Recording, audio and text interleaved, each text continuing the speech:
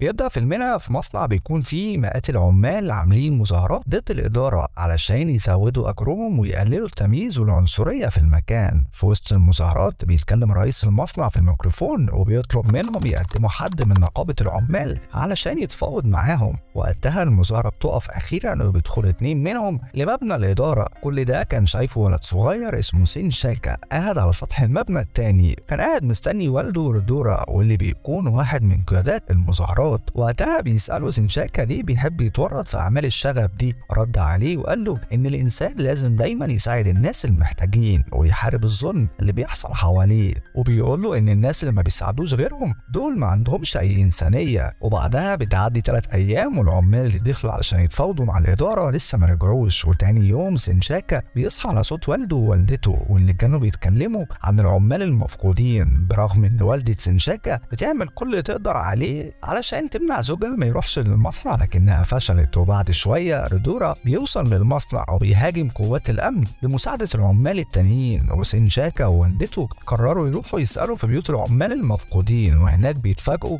لما بيروحوا لبيت واحد منهم بيلاقوه جوه وزوجته بتحاول تكذب وتقول انه مش موجود. وهنا ديلا بتعرف ان كل ده كان فخ علشان يقتلوا زوجها وبتجري بسرعه ناحيه المصنع، لكن للاسف بتقع ورجليها بتتلوى وبكده مش هتعرف تمشي. وبتطلب من سنشاكا يروح بسرعه للمصنع ويوقف والده. في الوقت ده كان رودورا بيحارب ضد قوات الامن، وساعتها اتغدر بيه واحد من العمال اللي معاه وطعنه كذا طعنه ومات فورا. وللاسف سنشاكا وصل للمصنع لقى والده ميت على الارض. الولد الصغير بقى بينهار وبيعيط جامد وهو حزين على وفاه والده. وبعد شويه بيقوم وهو غضبان وبيخطط انه ينتقم منهم، وبيمسك درع من دروع قوات الامن وبيصرخ بصوت عالي. لكن وقتها البرق بيصعقه وبيحدفه بعيد، وكمان الدرع بيتكسر بقوه كبيره. والغريب بقى ان كل الدروع التانيه بتتكسر بنفس الطريقه. والعمال لما بيشوفوا اللي بيحصل بيجروا ناحيه سنشاكا واللي بيكون مغمي عليه، لكنهم بيترموا بعيد بقوه البرق. وبيروح بينا الفيلم لقدام بعد كذا سنة، ووالدة سنشاكا بتقول له انها هتروح للمدينة عشان تشتري شوية بقالة، وساعتها ما بيكونش عايزها تسيبه لوحده، لكن ما بيبقاش فيه قدامه خيار تاني وبيضطر يوافق. وبيعدي يوم ورا التاني ووالدته لسه ما رجعتش، وطبعا في خلال الايام دي كل حاجة ممكن تتاكل في البيت بتكون خلصت خلاص. وقتها سنشاكا بيضطر يخرج من البيت ويدور على اكل، وبعدها بنشوفه بيجري واطفال الشوارع بيجروا وراه وبيمسكوه ويفضلوا يضربوا فيه. بس لما بيكونوا خلاص هيضربوه بخشبة كبيرة بيجي شاب تاني اسمه هونج بينقذه وبيتخانق مع الأطفال دول. ولما سنشاكا بيصحى بيلاقي نفسه نايم جوه أوضة غريبة وقاعد جنبه هونج، واللي بيقوله لازم يخلي باله من نفسه ويبعد عن الأطفال الشوارع، وكمان بيعلمه كام حركة علشان يدافع بيها عن نفسه. وبالليل الاتنين بيقرروا يركبوا قطر ويروحوا مدينة تانية علشان يبدأوا حياة جديدة. وهونج بيبقى سريع جدا وبيقدر بسهولة يلحق القطر وهو بيتحرك، لكن سنشاكا المسكين ما بيلحقش وبيفضل واقف لوحده. ودلوقتي ما بقاش في حد يهتم بيه، فبيبدأ سنشاكا يعيش في الشوارع ويشتغل أي شغلانة يلاقيها قدامه. وبعدها بنشوفه بعد ما كبر وبقى شاب بيجري في الشارع، وحاليا بيشتغل في مصنع ورق كحارس أمن، وبينفذ نصايح هونج وبيتجاهل أي حد ممكن يتخانق معاه. وبيكمل حياته عادي برغم كل السنين دي، بس لحد دلوقتي لسه بيخاف من البرق وبيستخبى في أي حتة لما بيضرب. بيروح بينا الفيلم الحفلة بيتكلم فيها 2 عن شخص اسمه بانكوك، واتضح كده إن الراجل ده كان بيواجه مشاكل كتير لما كان صغير، وبيتناقشوا إن عيلة بانكوك اتحرقوا وهم عايشين وإزاي هو نجا لأنه استخبى جوه الدولاب. وبنرجع فلاش باك لعم بانكوك لما حطه في دار أيتام فقيرة، وهناك بيتعرضوا الأطفال لمعاملة وحشية جدا. ولما بيبقوا خلاص جابوا آخرهم من المعاملة دي، وقتها بانكوك عمل مؤامرة مع الأيتام التانيين وقتل كل أصحاب دار الأيتام ويقدر ياخد الورث ويهتم بالأيتام. وبنرجع تاني لبانكوك واللي بقى زعيم العصابة، وكمان بيسيطر على جزء كبير من البرلمان الفاسد في أندونيسيا، ومسؤول عن جيش من الأيتام اللي بيدربهم علشان يكونوا قتلة محترفين. ودلوقتي بانكوك بيجهز لخطة قذرة جدا، بيحط في الرز مادة تأثر على الأطفال في بطن الستات الحوامل، وبعدها يطلع مصل غير مثبت علميا عملته شركة أدوية مجهولة ويخليه قانوني، وبكده هيطلبوا عدد كبير من الناس. وبيبقى النزاع في البرلمان بينقسم لفئتين، واحد منهم بيسيطر عليه بانكوك وأتباعه وبيعرضهم الفئة التانية بقيادة النائب رضوان وزميله دروغا والمسؤولين عن تشريع القانون لتوزيعه. وخلال حفلة بانكوك بيقرب من درغورا وبيمد ايده علشان يسلم عليه، لكن درغورا بيرفض وبيضايق بانكوك جدا. بعدها لما درغورا بيروح لبيته بيلاقي رجالة بانكوك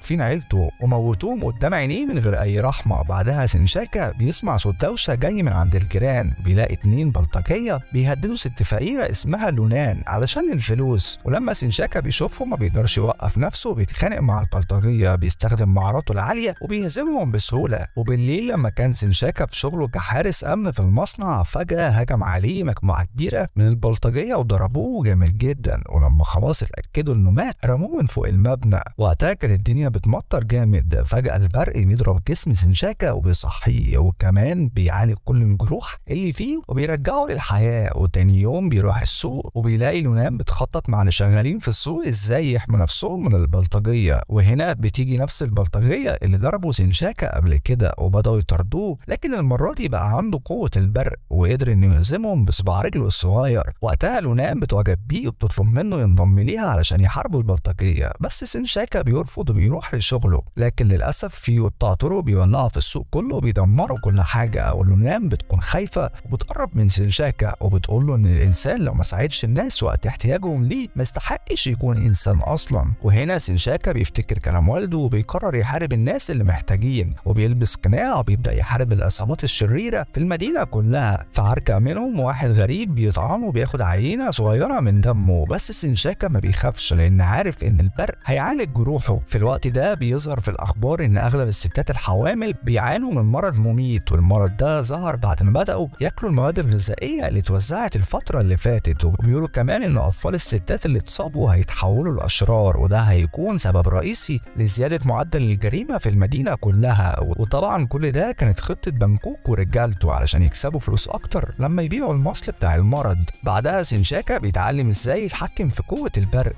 وكمان بيعمل لنفسه بدله خاصه وبيحارب كل العصابات اللي في المدينه وبيمنعهم يتصرفوا اي تصرف مش كويس مع الناس الابرياء. وبيلبس وقتها بدله جديده وبيهدد العصابات كانه بطل من الابطال الخارقين. بعدها بيبدا يحارب البلطجيه بما فيهم عازف الكمان ايدي، واللي بيكون عضو في عصابه بانكوك من الايتام، وهو المسؤول عن الحريقه اللي حصلت في السوق. وبنروح للحارس الشخصي لبانكوك اللي اسمه عزيز، وبيحفر هو واصحابه في مكان معين وبيخرجوا منه صندوق سري. في الوقت ده النائب رضوان بيكون في اجتماع مع المسؤولين من الحكومه، وبيقول ان بانكوك هو المسؤول عن توزيع الرز المسموم في المدينه، وهنا بيقرروا يشتغلوا مع بعض علشان يتصدوا ليه. وبيروحوا للبطل الخارق سنشاكا علشان يساعدهم بعد ما سمعوا اسمه في الاخبار. وكمان رضوان بيطلب من المسؤولين يوزعوا علاج للمرض. بعدها بانكوك بتوصل له جثه ايدي لما بيشوفوا ميت بيتعصب لانه كان يتيم والمنظمه بتاعته بترعاه. وهنا بانكوك بيقرر انه لازم يلم كل الايتام علشان يحاربوا البطل الخارق الجديد على اللي عمله. وبتوصل مكالمه لكل الايتام من والدهم، وبعد فتره قليله بدات الفوضى في المدينه كلها، وبداوا يطيروا المسؤولين اللي اختلفوا مع خطه بانكوك واحد ورا التاني. ولما بيكون واحد على وشك انه يقتل رضوان بيوصل سنشاكا في الوقت المناسب وهو لابس بدلته وبيهزمهم. ورضوان بيقرب من سنشاكا وبيطلب منه يساعده في انقاذ الناس. بعدها الحكومه بتوافق على توزيع مصل مش مجرد قبل كده باندفاع الضروره. في نفس الوقت رضوان بتجيله مكالمه ان المصنع خلاص هيوزع المصل بتاع بانكوك. وقتها رضوان فكر انه لو ما وقفش بانكوك مفيش حد هيقدر يوقف توزيع المصل المزيف على الناس، ولانه عارف ان سنشاكا هو الشخص الوحيد اللي يقدر يوقف العربيات اللي شايله المصل. رضوان بيتصل بيه وبيشرح له الموقف، وبمجرد ما سنشاكا بيقفل المكالمه بانكوك بيكون وصل عنده مع جيش قطرة الايتام وبيأمرهم يخلصوا عليه. برغم ان سنشاكا اضعف منهم لكنه بيحاربهم وبيهزمهم واحد ورا التاني بقوته الخارقه. وبانكوك كان خلاص هيهجم سنشاكا من ظهره، وهنا بيوصل رضوان وبيضرب عليه نار وبينقذه. وكان في ستات خلاص هياخدوا المصل المزيف واللي هيزيد المرض عندهم اكتر او ممكن يموتهم، لكن سنشاكا يستوعب حجم الخطر وعلى طول بيركب الموتوسيكل باقصى سرعه علشان يوقف عربيه التوزيع بمساعده ست غامضه اسمها سيري. وسنشاكا بيقدر يوقف العربيات وياخد عينه المصل المزيف من جميع الادويه، وهنا بيستخدم قوه البرق وبيدمر كل ازايز المصل لانهم بيقولوا على نفس التردد زي ما عمل قبل كده مع الدروع في بدايه الفيلم.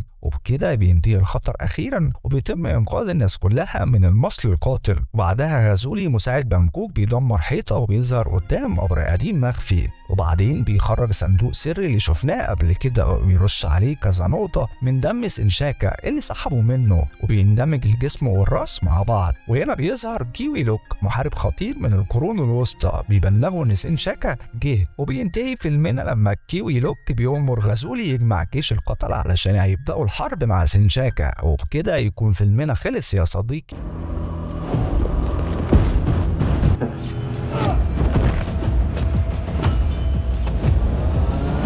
بيبدأ فيلمنا في سفينة في عرض البحر مع أخطر المجرمين في كوريا ومعاهم وحش بشع. بعدها بنشوف الحكومة الكورية بترجع 47 مجرم كانوا هربانين في الفلبين، وبيروح واحد من المواطنين علشان ينتقم من مجرم منهم ويفجر نفسه مع المجرم ده، وبيروح عدد كبير جدا من الشرطة والمدنيين في التفجير دوت. وبعدها في سنة 2022 بتتعاد عملية الترحيل من تاني، بس المرة دي بيقرروا إنهم ينقلوا المجرمين في السفينة عن طريق البحر علشان ما يحصلش زي المرة اللي فاتت. واللي بيكون المسؤول عن المهمة دي هو ضابط سو وضابط لي، وهي بنت من أكفأ الناس في الشرطة. وبنشوف بعدها واحد من المساجين اسمه بارك بيتكلم مع الضابط سو وبيقول له إنه كان فاكره طلع معاش. وبيطلعوا بعدها كل المجرمين للسفينة، وبيدخل بعدها فرقة كوماندوس لأوضة مراقبة السفن، والقائد بتاعهم وينج بيعرف نفسه لطاقم المينا وبيقول لهم إنه وينج دلوقتي هيكون هو المسؤول عن مراقبة السفينة بتاعة المساجين، وبيقول لطاقم المينا الأساسي يمشوا من المكان اللي هم فيه. وفي السفينة بيحبس الضابط كل 2 مساجين مع بعض في أوضة واحدة وبيقول لهم على التعليمات الجديدة اللي هيمشوا عليها طول رحلتهم. ولكن بنشوف في وسط المساجين واحد منهم ساكت وهادي وما بيتكلمش مع أي حد. وبنشوف بعدها دكتور تبع الشرطة وممرضة، والدكتور بيخبي شوية حقن في كيس أكل وبياخدهم وبيخرج. وبعدين بيبتدي طاقم السفينة يجهز الأكل للمساجين، بما إن الدكتور خارج بكيس أكل فمحدش هيشك فيه، ويوزع طاقم السفينة الأكل على المساجين. وبنشوف واحد من طاقم السفينة بيلعب في قفل الباب، وبيروح بعدها الدكتور لمكان سري في السفينة وبنلاقي إن الغرفة السرية دي فيها مسجون مجهول وشكله بشع، وبيبقى في 2 تانيين قاعدين بيحرسوه، وبيكون محطوط على وش المسجون ده جهاز تنفس وهو نايم. وبيشيل الدكتور الجهاز وبيشوف جوه بقه ديدان، وبعدها بيعبي الحقنة وبيديها له في رقبته، وبيرجع جهاز التنفس تاني في مكانه وبيمشي. وبعدين بنشوف الضباط اللي في السفينة قاعدين بيهزروا ويلعبوا، وبيستغل بارك انشغالهم ويطلع طفاشة من بقه علشان يفك بيها الكلبشات. وبيلاحظ نفس العامل اللي كان بيلعب في القفل ان الضباط مستهترين، وبيقابل زميله بعدها وبيدخلوا اوضه خاصه بيهم، وبتكون الاوضه دي مليانه سلاح. وبنكتشف ان طقم السفينه الحالي مش هو الطقم الاصلي، وانهم قتلوا الطقم الاصلي، وانهم استخدموا باسبوراتهم علشان يطلعوا على السفينه مكانهم. وبينجح بارك انه يفك كلبشاته ويرمي الطفاشه للمسجون اللي جنبه، بس بيستنى الوقت المناسب علشان يتحرك. وبيجي بعدها وقت تغيير نبطشيه الضباط، وبيكون العمال واقفين جنبهم، وبيخبط واحد من العمال الشنطه بتاعته بدون قصد فبتعمل صوت وبتنبه الضابط ليه. وبيشوف الضابط واحد من العمال شايل رشاش، وبيعرف رئيسهم ان الموضوع خرج عن السيطره، وبيطلع مسدس وبيهاجم الضابط وبتحصل مذبحه. وبينجح في الاخر يا صديقي انه يقتلهم هو وزمايله. وبيطلع بعدها طقم المزيف لغرفه القياده وبيقتل الكابتن والمساعد بتاعه، وبيسيبوا 2 بس علشان يسوقوا السفينه. وبعدين بيقطعوا كل الاتصالات بين السفينه وغرفه المراقبه. ولما الكوماندا بيكتشف اشارات السفينه اتقطعت كلها فجاه بيعرف ان الموضوع مش صدفه، وان في مشكله بتحصل على السفينه دلوقتي. وبتحاول ليه في وقتها انها تستخدم الجهاز اللاسلكي بس ما بيكونش فيه رساله، فبتخرج عشان تفهم اللي بيحصل. وبنرجع بعدها ونشوف المساجين في الزنزانه بيعملوا صوت عالي وهو بيحاول يفك الكلبشات، فبيجي الضابط عشان يعرف سبب الصوت، وبيكتشف انهم فكوا الكلبشات وبيهجم بارك عليه ويموته. وبيدخل بعدها طقم السفينه المزيف وبيقتلوا كل الضباط. وبنعرف وقتها ان بارك ده هو زعيم الطقم المزيف وانهم اصلا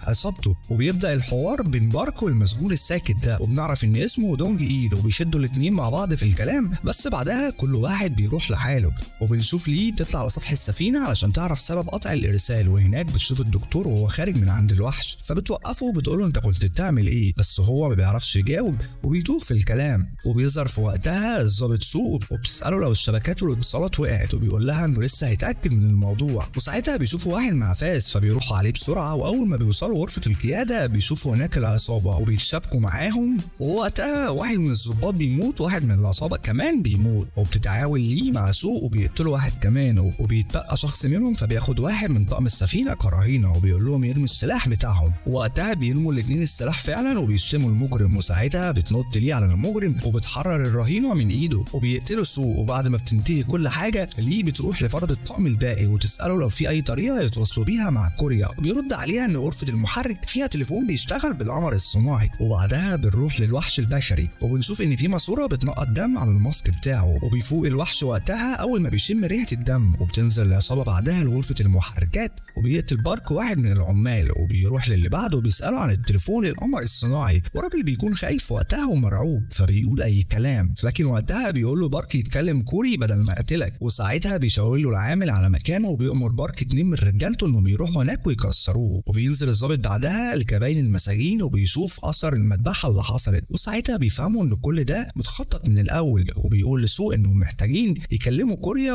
ويوصلوا الموقف اللي على السفينه، وساعتها بتقول له ليه على تليفون القمر الصناعي. وبنرجع تاني لغرفه المحركات والعصابه، وبيكون بارك عايز يموت اخر عامل من عمال المحرك، بس دونج ايل بيوقفه وبيقول له كفايه. في نفس الوقت الضابط بيوصل لغرفه المحركات وبيشوف العصابه وبيضرب نار عليهم، وساعتها بيزعق العامل اللي كانوا هيقتلوه وبيقول لهم ان لو في رصاصه جت في محرك السفينه هتقف. وساعتها بيجري واحد من العصابه على الشرطه وبيقول لهم انا مش معاهم انقذوني، بس للاسف ما بيلحقش يوصل والعصابه بتغربله بالرصاص، وبتبدا المعركه بين الشرطه والعصابه. بس فجاه بيظهر لهم الوحش وبيضرب واحد من العصابه ضربه واحده وبيموته، وبرغم ان الوحش اعمى بس كان بيقدر يشوف بالاشعه تحت الحمراء، ده غير انه بيحس جدا بالصوت والريحه. وبعدين بيحاول الضابط سو انه يضرب الوحش بس طبعا مفيش فايده، وبعدها بيجيب بارك رشاش ويفضي خزنه كامله عليه، بس الوحش ما بيتاثرش وبيجري وراه الوحش وبيقابل واحد من رجاله بارك وبيخبطه قلم يموته، وبارك بيضرب نار على الوحش تاني وبينجح انه يجيب طلقه في رجله، وساعتها الوحش بيتعصب وبيخبطه بالشاكوش التقيل بطريقه بشعه وبيموته. وطبعا بعد ضرب النار اللي حصل في غرفه المحركات السفينه بتقف في عرض البحر، بعدها بتقطع الكهرباء وفجاه في الضلمه بيظهر الوحش تاني وبيمسك الضابط سوق من رقبته وبيرفعه بايد واحده، وفي اللحظه دي بترجع الكهرباء من تاني، وبعدها بيمسك دونج ايل السكينه وبيحاول ينقذ الضابط سوق، وساعتها بنشوف وشم بالارقام على صدر الوحش. في الوقت ده بتستغل ليه ان الوحش مشغول مع دونج ايل وبتهرب هي والضابط سوق، ومسجون غلبان كده وكبير في السن وبيجري وراهم الوحش، بس دونج ايل بيجري وراه بيوقفه قبل ما يقتل سوق، وبيمسك الوحش دونج ايل من رقبته، بس ليه بتضرب عليه نار وبتحرر دونج ايل منه وبيهربوا كلهم وبيحبسوا الوحش في غرفه المحركات. وبعدها بنروح للكوماندا وبيقول واحد منهم لوينج